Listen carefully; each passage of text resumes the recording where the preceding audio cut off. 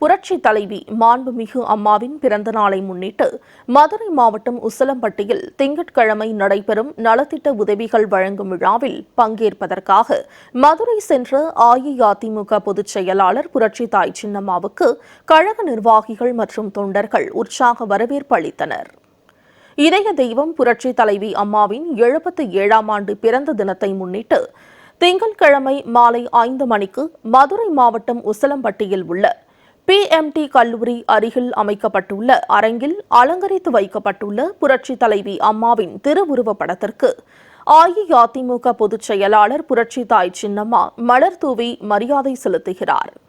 அதனைத் தொடர்ந்து ஏழை எளிய மக்களுக்கு புரட்சி தாய் சின்னம்மா நலத்திட்ட உதவிகள் வழங்குகிறார்.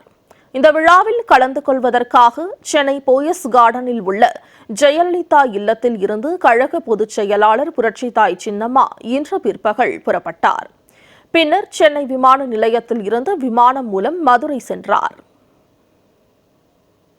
மாண்புமிகு அம்மாவின் பிறந்தநாள் மற்றும் நலத்திட்ட உதவிகள் வழங்கும் விழாவில் பங்கேற்பதற்காக மதுரை வந்தடைந்த புரட்சி தாய் சின்னம்மாவுக்கு விமான நிலையத்தில் பூங்கொத்து மற்றும் சால்வை வழங்கி கழக நிர்வாகிகள் மற்றும் தொண்டர்கள் உற்சாக வரவேற்பு அளித்தனர்.